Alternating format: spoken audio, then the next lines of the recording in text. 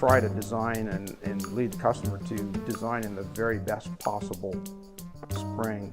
And you know, springs are taken for granted, and people call up and they're appalled when they want to get a spring tomorrow, and we tell them it's 4 weeks. A lot of people consider them a commodity item, yet we run springs here anywhere from 1,000 pieces an hour to on some of the small compression springs up to 15 or 20,000 pieces an hour. So depending upon how long the run is, pretty much dictates how long the production time is going to be. One of the first things that we do when we see a new product or part is we put it through our spring design program, and we make sure that it looks good, that all the specifications that they're asking for are obtainable in normal manufacturing processes.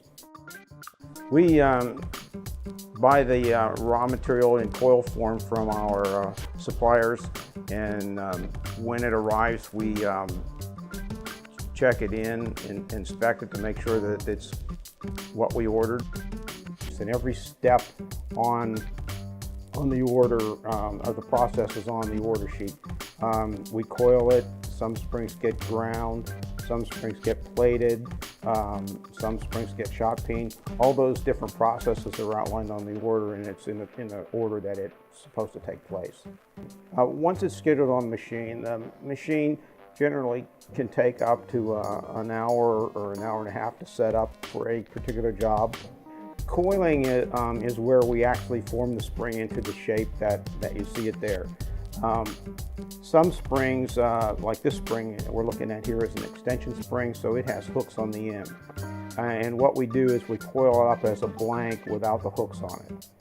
And then we take it to a secondary operation, which is a looping machine, and we upset the hooks onto the end of the spring to form it like you see it. A compression springs sometimes require grinding on the ends to make them sit flat. We stress relieve everything we manufacture to take out the cold working that we do to the spring to bring the molecules back into line.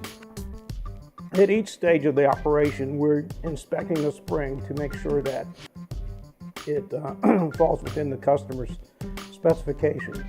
Trying to get a spring that is going to perform in the application like the customer and the end user really expect.